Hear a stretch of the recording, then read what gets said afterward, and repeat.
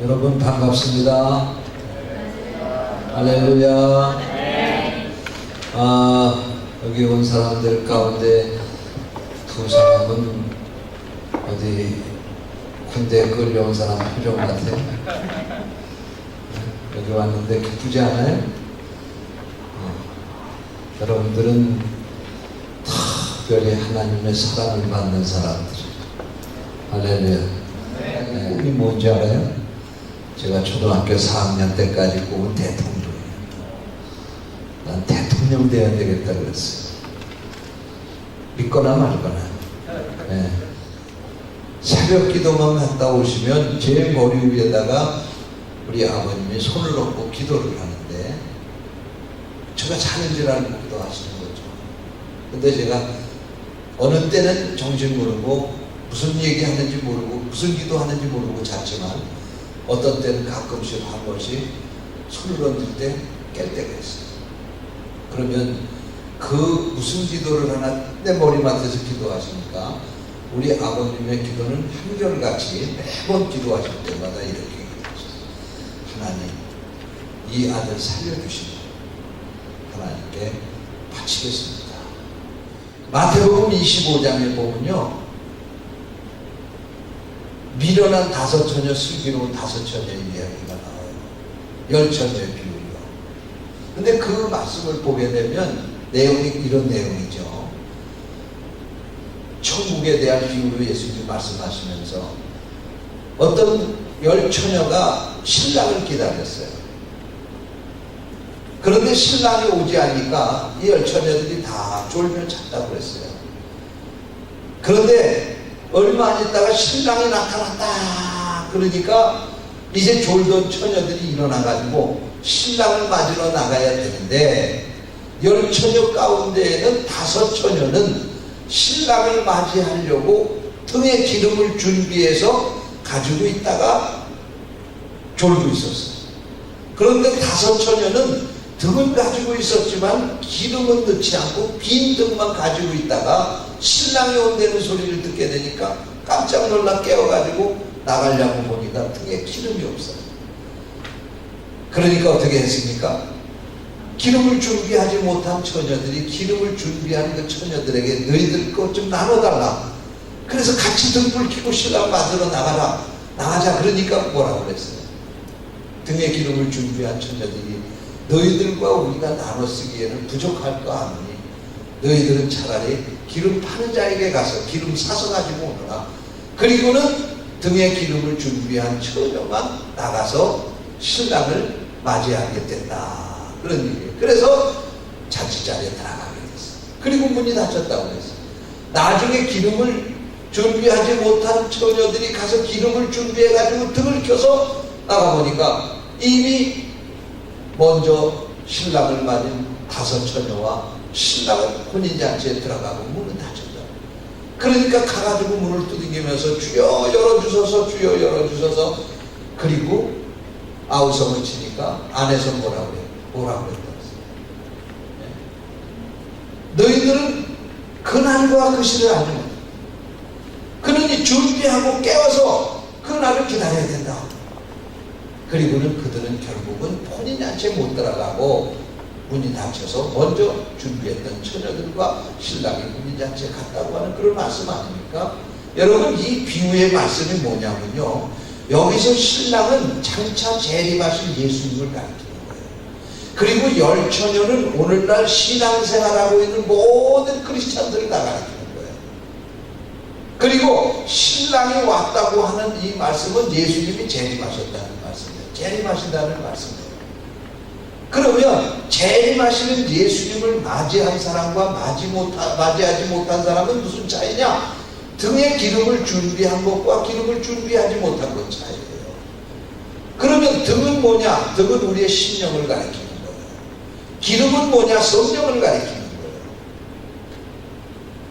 그러니까 이 말씀은 뭐냐면 장차 예수님께서 이 땅에 재림하실 텐데 재림하신 예수님을 만나는 건 열 처녀, 다시 말하면 모든 크리스찬이 다 예수님을 맞이해서 천국에 갈 수 있는 것이 아니라는 거예요. 이 지금은 다 예수를 믿고 믿음 안에 살지만 그 가운데 천국에 갈 사람도 있고 못 갈 사람도 있다는 거예요. 도주같이 할 사람도 있다는 거예요. 그게 무엇 때문에 그렇게 차이가 납니까? 등에 기름을 담았느냐 못 담았느냐의 차이예요. 그러면 기름은 뭐냐? 그 성령을 가리키는 거예요. 등은 뭐라고 그랬어요? 우리 심령을 가리키는 거예요.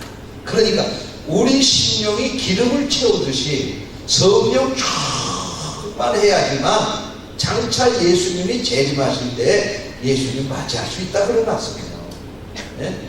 왜? 여러분 신앙생활을 주님이 오시는 그날까지 변함없이 할 수 있는 건 내 능력 가지고 내 이성 가지고 내 감정 가지고 안 됩니다. 신앙생활 하다가 힘든 일이 있을 때 포기하고 싶고요.